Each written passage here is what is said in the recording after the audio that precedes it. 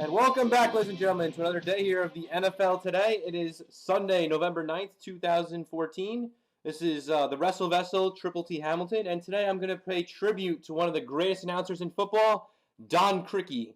I think he's a great announcer. I can't believe the NFL did not give him a push and turn him into a jobber his last few years, gave him like the crappy games and rarely gave him a game, while they give this idiot Joe Buck like the big headline games. It's ridiculous. We're going to take a look at some clips of Don Criqui and both video and audio. Listen to how great this guy was here on the call. All right, let's take it away. The Lions 17, the Saints 16. 11 seconds to play. Burrow, 00, and Dodd, 25, back for the kickoff. It'll carry short. Dodd at the 14. Running to get out of bounds. He does so with 8 seconds to play. So the Saints, with 8 seconds left and all their timeouts, which are of little importance now, really, other than they just need one, will have to try to get in field goal range. Dempsey has hit from, I believe, 55 yards away in a regular season game. 55 yards against the Rams last season. But Detroit will be in a prevent defense. They have 5 defensive backs in the game now. 3 receivers go long for New Orleans. Here's a pass. It's complete. Now it's ruled incomplete. Al Dodd was out of bounds when he caught the ball. This one, he's got a very slight wind at his back. He'll set a National Football League record in addition to winning the game. He's tying a 63-yard field goal.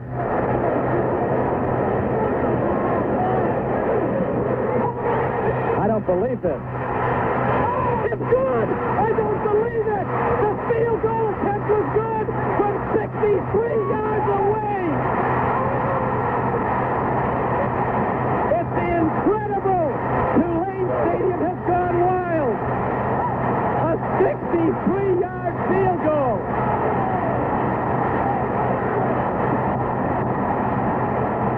It is incredible! The Lions are beaten 19-17 on a 63-yard field goal. Timeouts with a minute left to play and the clock winding down below that. So it's Giants football now, 3rd and 2. We thank our producer, Bob Rowe, our director, Jim Silman, and our CBS crew, spotter and statistician John Mayer and Tom McHugh here at Giant Stadium. As the clock winds out on the Philadelphia Eagles, a game they thought would project them into a possible wild card position. It would bring them 7-5 had they won. But a late interception by the Giants will preserve a Giant victory. An upset win as the Giants lead 17-12, and we're inside 30 seconds. The Eagles have no timeouts. Wait a minute. Here's a free foot. I don't believe it. The Eagles pick it up, and Herman Edwards runs it in for a touchdown. An incredible development. Just like the opening game of the season when the New England Patriots were running the game out against the Washington Redskins. A fumble. This is the most astounding development. This is even more unbelievable. Riverfront Stadium was sold out long ago. They've been waiting for this one in Cincinnati. The Bengals and the Browns, and weather conditions are just about perfect. Good afternoon, everyone. Don Criqui with Bob Trumpy on a very big game day in Cincinnati. They're calling this one the Battle of Ohio. The Browns come in with a 1-game lead. If they win the AFC Central Division. But the odds makers like the Bengals, and with reason. Cincinnati's beaten Cleveland 5 of the last 6 meetings. Bengals have the number 1 offense in the NFL, and the Bengals dominated the Browns at Cleveland in September. And a number 1 question, Bob Trumpy, coming in. Can the Browns stop this vaunted running game of Cincinnati? Bengals are coming in off a victory at New England where they had almost 600 yards offense, and that's what Marty Schottenheimer, a defensive specialist, has to try and shut down today. Marty and his Browns coming in with a 1-game lead, but they're the underdog to Sam White's and the Bengals. Wide open. Going for it all. Wide open is Langhorne, and he's down inside the 10. He's going to go down to the 1-yard line. What a way to open the Battle of Ohio. Snow and cold in Cleveland. All-Pro guard Bruce Matthews of the Oilers checked field conditions yesterday. Good afternoon, everyone. Don Criqui with Bob Trumpy. Winter has come full force to northern Ohio, and the Cleveland Browns couldn't be happier. They like it ugly, as their season has been reduced to this 1 game. In truth, for Cleveland, the playoffs start today. They have to win. They go in as a wild card if they do on the home field. If they lose, they're out of the playoffs. Coach Schottenheimer is pleased with all that, though, Trump. Yeah, Don. Brock is a 56% career passer. Here they come, Don. Here they come. And he's 11-6 as a starter as the Oilers show blitz but come with a regular rush. And Strock stands in, throws downfield. He's intercepted again. And Domingo Bryant has his second of the day. And he might go the distance. Bryant is in the end zone for an Oiler touchdown. So Don Strock having the worst day of his life on the most important start of his career. A 38-yard return by Domingo Bryant. And the Houston Oilers are really laying it to Cleveland early with their defense. So he's well grounded on this tough terrain. Stick, loose ball. Browns might have it. Michael Dean Perry's going in. And the Cleveland Brown defense scores a touchdown. From the 8-yard line. Timing pattern into the end zone, and Haywood Jeffries comes down with the ball. Oh, man.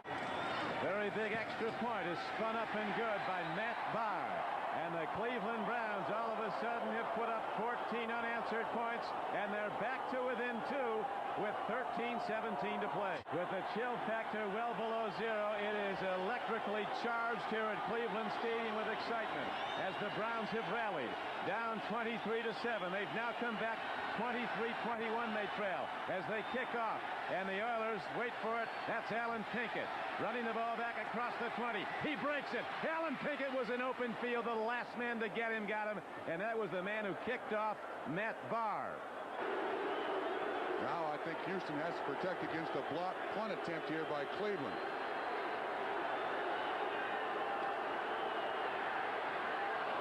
Long hit downfield. Oh, that's knocked out of bounds by Greg Montgomery inside the 10-yard line. We'll see where they mark the ball. Doubleheader day on NBC Sports. The Seahawks and the Raiders play at the Coliseum in Los Angeles. The winner wins the AFC West and goes to the playoffs. The loser is out. Also, as the second game, parts of the country will see Kansas City play the Chargers at San Diego. 23-7. The Jets have come back. O'Brien to Altoon, and the Jets now lead the Giants 27-21 with 37 seconds to play. There's Matt. Might be the biggest play of the Browns season to date right now. 4th and 2 from the shotgun. Browns trailing by 2. A throw and a catch and a first down. Langhorne makes the play. Hard thrown ball, and he was popped by Donaldson and Brown, but Langhorne, slow to get up, held on to make the play. And it's first down Cleveland at the 24-yard line of Houston. And now, while we have a moment, back to NFL Live. Bob? Don, here it is at the Hoosier Dome, 4th and 15, and Jeff Herrod of the Colts will sack Jim Kelly. That finishes it. The Colts win 17-14, and they're in the playoffs to play at Houston if the Browns lose this game. Meanwhile, Buffalo has blown home field advantage to Cincinnati. Big things happening. Thank you, Bob. We have 6:34 to play here in Cleveland. Don Criqui with Bob Crumpy, as now the Cleveland Browns have second down and a long 7. Throw, open, touchdown Cleveland! Webster Slaughter.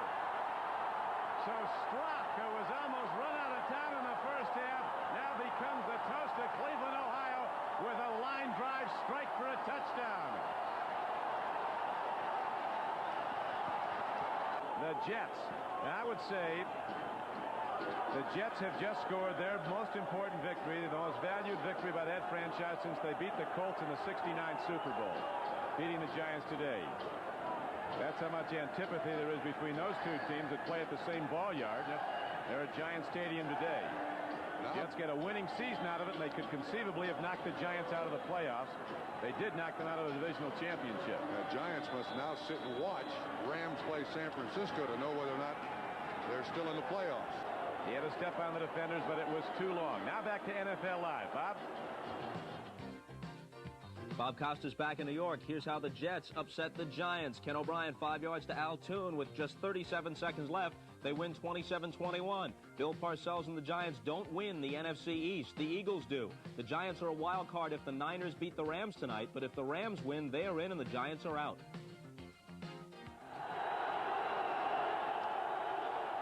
Thank you, Bob. 5:03 to go here in Cleveland. The Oilers, who led by 16 are now down by 5. Here's the throw, and is it a catch? It is not at the 49-yard line. Cleveland came down to one game, and that's this one. They have to win it to get in, and now we're going to go back to Bob Costas at NFL Live with another update. Bob? Don, after your game is finished in Cleveland, most of your viewers will see the Seahawks and Raiders battle for the title in the AFC West. It's tied now at 7 after David Craig threw this 35-yarder. The future Hall of Famer Steve Largent even up at 7 late in the first quarter at the Coliseum in L.A. Take a deep breath, go back to work.